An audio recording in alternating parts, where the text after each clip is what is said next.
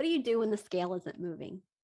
You have been sailing along and getting results on the scale. Maybe the last couple of weeks you've noticed that the scale has not moved. This might be a good time to level up your eating. I would ask you to be patient for 2 full weeks before changing anything. Before you make any changes, the first place you start is by looking at your habit tracker. Look and see if you have been consistent there before making any changes. If you see that you have been 80% or better in each habit, then it is time to level up. If you are not, then you still have things to work on right where you are. When you are not writing or assessing your plans consistently, then you really do not have a food problem. You have a habit problem. Look and see why you are not doing it. Ask yourself why, and then look for ways to make it easier, to really create the daily habit. Next, look at your water and sleep. If you are not consistently getting those in, that can make a difference with the scale and throw off your hunger signals, even creating more urges. Now, if everything in these categories is 80% or better, it's time to really assess your habits around hunger. Have you been giving into urges and eating off plan? Are you truly only eating when you are hungry? Are you absolutely positive that you are stopping before full? These 3 areas must be 80% or higher on your habit tracker before even considering leveling up your food. It is very important to write doable plans. That is why in the beginning, you write the plan resembling how you had been eating before you were ever on the program. If you create a plan of food that you don't like or that doesn't fit your schedule, you will be making it harder to follow. Don't judge what you are eating, what you're planning. For now, just make sure you are sticking to the plan that you created. Once you are used to writing and following your plans consistently, it may be time to level up the food choices. First, let's really look at the hunger scale. Would you bet me $50,000 that you are 100% of the time only eating when you're hungry and stopping before you're full? If you even have a moment of hesitancy, then take another week to dial this in before making any changes. Many times, my clients are eating by the clock, when their family meal times are, or when their work break is. If you have a schedule that lets you eat whenever you want, that is great, but that is not the case for everyone. If you have less flexibility in your meal times, then you have a couple options to try. First, if you haven't learned this yet, hunger is not an emergency. If you are not hungry, don't eat. Later, when you get hungry, the worst that will happen is that you eat at the next meal. No one has ever died from missing a meal. This is one option. Another is that if you notice you haven't been hungry yet for the scheduled meals, then you create hunger. You do this by eating less at the meal before so that you have some hunger when the next meal comes. I have sometimes had a lunch break scheduled at 10 a.m. Many times I decide not to even eat a breakfast, knowing I'll eat at 10 a.m. I might even plan a grab and go type snack for an afternoon, knowing when I have a later than normal dinner time. I have learned about how much energy food gives me and how long it keeps the hunger away. I know that if I am hungry and I eat an apple, it gives me about an hour before my stomach is reminding me that I'm hungry again. Now, if I put a little peanut butter with that apple, maybe I get 2 to 3 hours. 3 to 4 hours between meals is kind of that sweet spot, that optimal time frame of energy. Knowing your body and how it responds to food is great. Knowing what your schedule will look like while you're writing your daily food plan, it will keep you empowered to make your best decision when you are not emotionally tied to any kind of urge or that big bowl of M&Ms. Knowing that you have the knowledge and are making great choices for your body makes it easy to decide if you are simply planning to skip a meal or eat a little less to be hungrier later. There's no one way to do this. And as your body gets used to being hungry at certain times and how much food you give it, it will begin following that schedule of hunger too. Make sure that you check in with your hunger often. Many times you will notice about every 10 to 15 pounds you lose, your hunger may change. The smaller you are, the less food your body will need. Many times you are not eating to full anymore, but you are still overeating. You are not feeling discomfort, but your body still doesn't need as much food. Practice leaving a few bites behind, see what happens. Sometimes it brings up some mental drama you didn't know you had. Okay, so if you are for sure 80% or better in all of your habits, and you have even checked in to make sure it wasn't time to just recalibrate your hunger, then it may be time to level up your foods. I say that your quality, quantity, and frequency with your foods are your playground. I love pizza and ice cream and always pick on them when I use these examples. I know that I wanted to still be able to eat them when I was standing at my goal weight. So I knew I needed to learn how to eat them to get to goal and to maintain afterwards. In the beginning, I changed the frequency I had them, not eating them as often. Then later, the quantity, how much I had when I did have them. Now, many times I am just as happy with a spoonful of Cool Whip on my mixed berries or a little cheese and bacon on my chicken breast. This is totally your playground, and there's no right way to play. You decide what you are willing to try. Start by asking yourself, how can I make a little bit better choice? What are you willing to try and see what it does? Sometimes it doesn't move the scale, but it lets you realize that you are okay without the extra cheese on the pizza, or that a half a cup of ice cream tastes just as good as 3 cups. You may have thoughts and mourn the eating you used to do, but remember, your why will get you through. When I have these thoughts, I put my hand on my stomach when my brain is saying it wants seconds. I remember that my flatter tummy is very attractive to me, that my clothes fit better, that I don't have painful bloat, and I feel more confident. That usually reminds me that it is just my taste buds that want more from my old habits, thinking I should get more. But my stomach, when faced with a really strong why, tells me it has had enough. When you are leveling up your food, if you have thoughts that there is no way this can make a difference, well, that is the perfect level up. If it feels so easy that there is no way you couldn't do it, then that is perfect.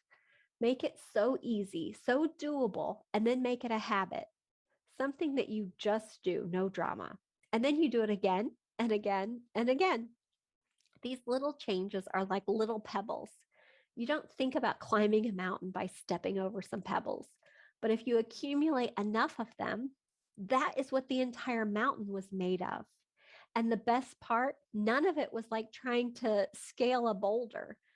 Easy gets you there too, and usually faster since you don't battle yourself along the way. You may decide to keep the pizza and ice cream like I did, or you may not. There is no right choice. You simply listen to your body and the results you're getting. Bring any thoughts that come up to a coaching session or do your own self coaching. Instead of ignoring those thoughts, bring them out to truly understand them. Keep them if they are useful, and if they are not, you decide if you turn the volume down on them or toss them out entirely, replacing them with more useful thoughts.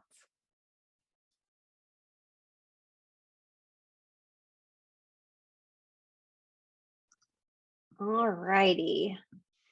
You guys are all able to turn your videos and your unmute yourselves so that we can discuss.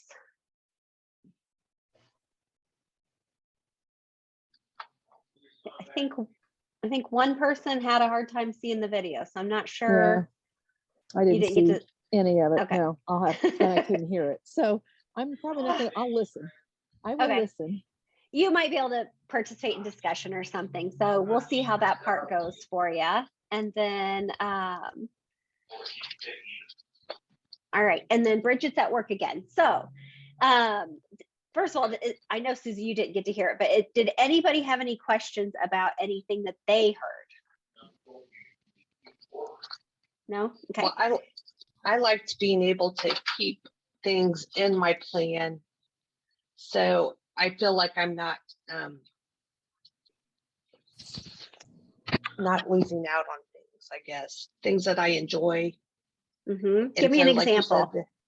Like you said, the ice cream and the pizza. Mm-hmm. You know, you kept that in there, but I'm looking at doing smaller portions of it. Like you said, instead of 1 cup, do 3, or instead of 3 cups, do 1 cup. Mm-hmm. Still enjoying it, but not overindulging in it. Mm-hmm. How do you know it's overindulging? Because I know that a serving is a half a cup. I'm looking at serving sizes now. And so I'm comparing that to the calorie intake, and I'm watching my calorie intake. You know, if something says a whole cup is a serving, then I will do 1 serving of it. So Jackie just joined our program, and I haven't got to go over all of it with her yet. So I do not teach counting calories. And right, so I know that. you are totally welcome to do that. I saw that on your plan that you were counting some calories. And so when I ask how you know you overindulge, it was really good to get to hear what your thought on that was, on how you knew that you were overindulging. And so have you got to the lesson about the hunger scale yet? Yes, I'm using that. That is one of the things that I keep at the first and foremost. My hunger scale. Good. So that is going to be how you know if you overate. So overindulge is a thought word. And so overindulge is a feeling and a thought. And so your body will tell you if it is hungry, and that's when you eat. And if you choose ice cream, then you eat the ice cream.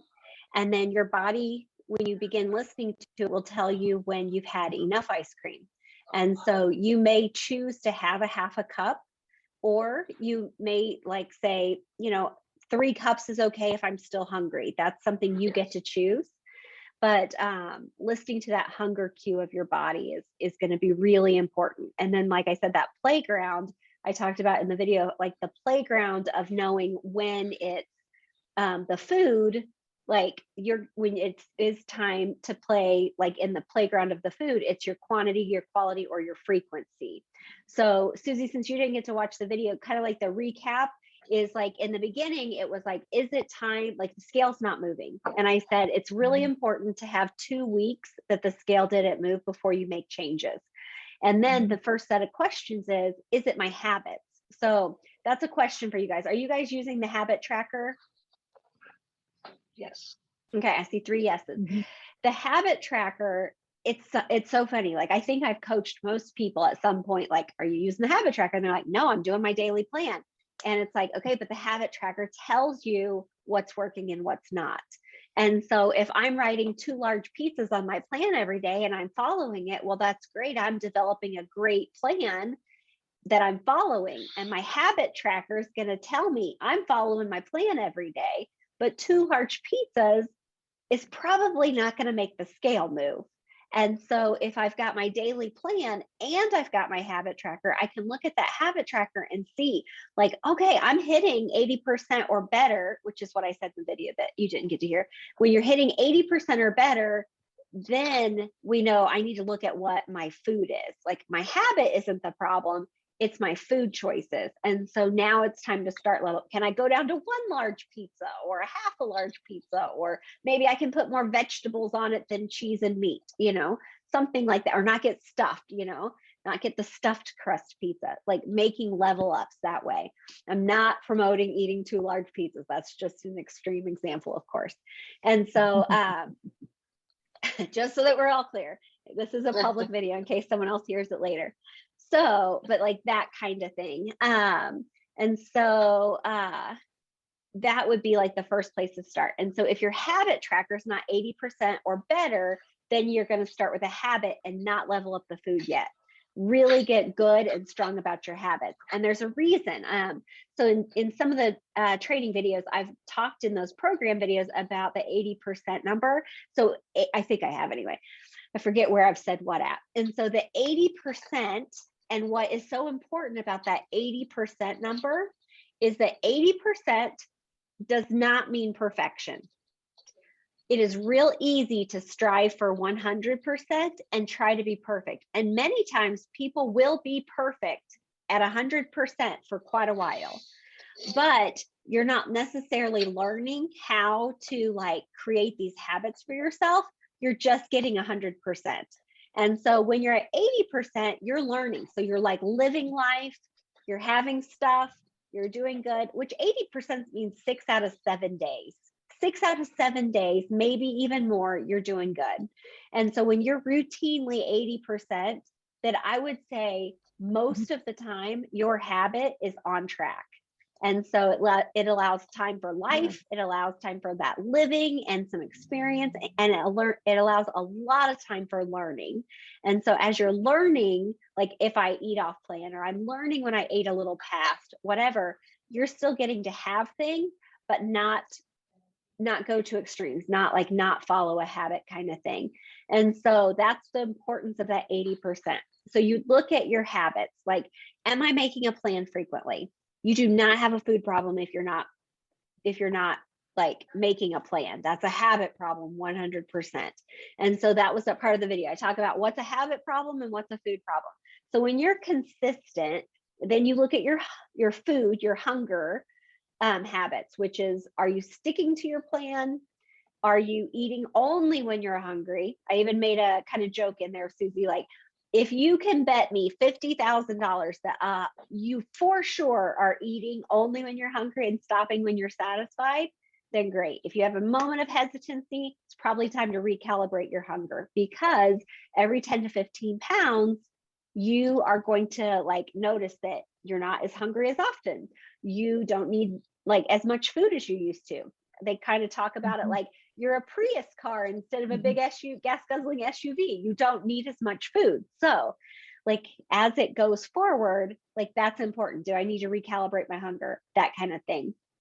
All that aside, 80% or better on all your habit scores. Now it's time to really like look at your food. And so like what Jackie was saying was sometimes that looks like 1 cup of ice cream or half a cup of ice cream instead of 3, or leaving the extra cheese off the pizza, or trying to add a couple of vegetables instead of like the stuffed crust, like just little ways. And the more insignificant it feels, perfect. That is the perfect level up. So cauliflower crust. Cauliflower. Oh, I don't do that one at all. Someone told me one time it is a level up. That is for sure a level up. Good one. But here's my thought. If I am eating food that I don't like, I will find a different place to level up. So that is everyone's individual opinion, but that could be good too. Oh, like I just would not be eating it if I didn't like it. Bridget shared, I like the plans. This has helped me almost like a to-do list of things like I have at work. It is helping me hold myself accountable. The habit tracker also helps me because I feel like I am not doing it one day. I did not accomplish my goal, and it helps me to want to achieve the 100%, which you wrote that before I got to read it about the other part. So like 100%, make sure that you're not falling into that perfectionistic thinking. So like when you're thinking, I've got to get 100%, like you're striving towards it, but you're not necessarily having to have 100%. 80% is golden. Like I am super happy with 80%. It means you're living, you're understanding, and you're leaving so much room to learn. When things become just truly habit, it's easy for them to be 100%. But in the getting there, I want you to strive for 80%. Okay, it takes the pressure off of you. If it doesn't feel hard, you're going to be willing to do it longer. You're going to be willing to keep doing it forever. So 80% is what I ask you to strive for. That does not mean, oh, I have for 6 days not eaten off plan, so my 7th day is a free-for-all. That is not what that means at all. It's just saying, don't let those like perfectionistic type tendencies of trying to achieve 100%, that's not what this is about. Susie, you have been in the program longer. Do you want to share any of like what your level ups have looked like? Because I know you've done this a few times as far as kind of like try something a little different. Well, like when I was at a standstill, that's when you said change it up. And so I did more fats. And so that's when I was adding like avocado to my salads. But I usually eat a salad either lunch or dinner, or sometimes both, along with maybe whatever else I'm having, whether it's a chicken breast or pork chop or whatever. But the avocado seemed to have triggered a go again for me. The scale started moving. At one point, I was doing I was drinking 4 bottles of water. I went to 5, and then I tried 6. I couldn't quite get 6 down all the time, but the 5 bottles, again, that's more my level up, I think, and changes that I've had to make that have worked for me. Yeah. So you don't have to eat salads. She said she eats one for lunch or dinner. So No, just because I do. But she likes the vegetables. And sometimes she used to eat, what was it, lean cuisines or something? Yeah. Those little box frozen meals. And so it's what you like to have. But her level up, and I imagine you don't care if I share this. Like she was saying, I'm having some dry skin. And so like I said, okay, well, are you looking at your waters? Are you looking at healthy fats? And so like diet culture would say, oh no, we need to be fat free. Oh no, we need to reduce our calories. And the truth is like, it's just as important what those calories are made up of as it is how many you have. And so like, when you're giving your body what it needs, you're truly taking care of it. So she was saying earlier to me that she doesn't have like dry, flaky skin right now. Like she's noticing her skin's not dry. And so like, it'll keep the scale moving too. Attention to like some people are working on pooping. Some people are, trying not to have dry skin. Me too. Well, I wasn't gonna go there, but yeah, there's a few people there are at the moment. So there's some different people. Almonds was another thing that helped me. What did the almonds do? Was another thing that helped. Okay. How? I think that that's just a different oil, right? Oh, for the dry skin? Yes. I know maybe a handful. Some people's level ups have been to like leave cheese off quantity. Or go ahead. Your quantity? Mine was always quantity because is it Jackie? Is that he's on here with us? She didn't. I mean, my before was a diet of pure Coke. I mean, that was Coke in the morning, Coke at lunch, Coke at dinner, Coke. And I just cold turkey quit that. And so Coke filled me up. I would have Coke for lunch, then Coke for an afternoon snack, and then just keep working throughout the day and not even eat lunch on my, and then by the time I had dinner, I'd have a little bit of dinner. So food quantity was not always an issue for me. I used to say I'm overweight because of all the sugar I took from the Coke and the glucose that kept me going.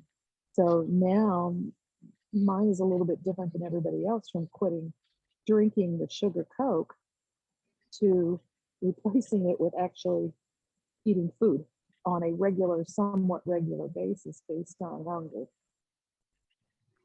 So, yeah. Jackie, you've done diets before. What have you done any kind of level ups before on diets, or was it more of like strict rules? This is what you follow. I've always followed the Weight Watcher plan normally, but my A1C's been high, so I've been looking at doing the Atkins, which is doing the replacement of the sugar and doing the power drinks, and adding more protein. The protein shakes is what they are, and I have found that has helped me out a lot for meal replacements. If I'm not hungry, if I'm just a little bit hungry, then I'll do a meal replacement shake instead of eating. And I'm getting the protein, I'm getting the without having the sugar and the calories. Yeah. Because you're saying like Atkins and things. And so like you are just talking about it being like low carbohydrate, low sugar. And that's Yes. specifically for you, not necessarily because like Atkins is like the diet to follow or something, No, but like I'm you're not saying following the that, diet. right, that food choices. So the lowering, Yes, like foods that will lower your A1C. that's correct.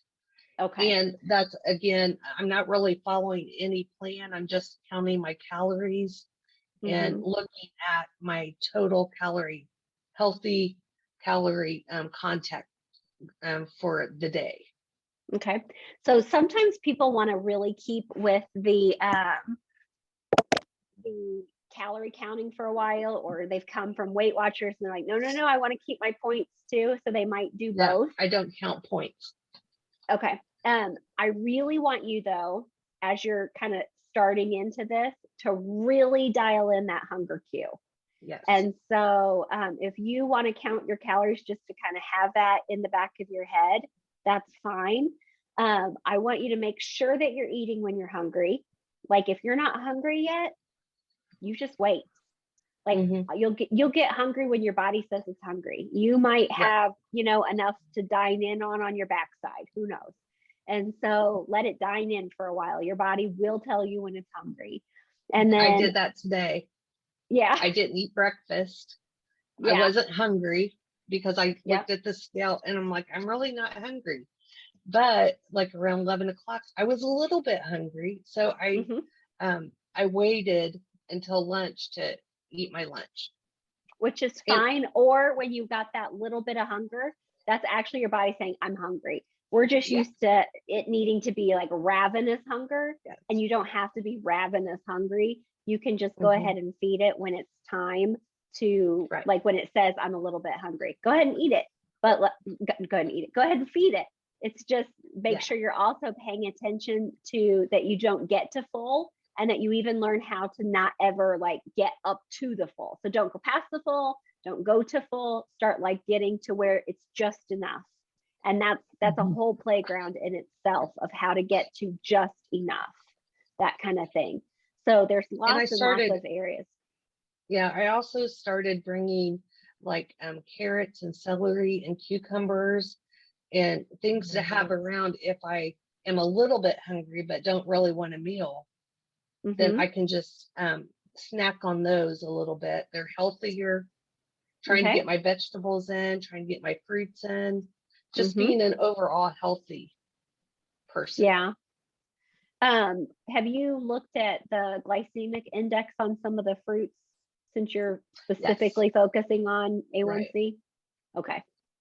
I'm not a dietitian, so I don't right. speak that portion of it, but just since that's something you said you're focusing on. Bridget Right. says, being a couple of weeks in, I guess some of my level ups have been replacing afternoon snacks. It's been eating healthy snacks like cashews instead of chips and candies, or drinking tea instead of coffee. I'm going to share, Bridget, your level up that you shared with me the other day. So she's at work right now, if you see her picture down there. And so she has at her desk, it's kind of a central location where people are all milling about in her office. And she normally has a candy basket kind of just sitting at her desk. And so she is wanting to not eat the candy. So she replaced it with oranges. And so people in the office come by and get an orange too. And so that's kind of been her level up, which was great. We did talk about like making sure she was planning the orange. So like it being there, but making sure that you're planning it so that it's on your plan. You're eating things that are on your plan.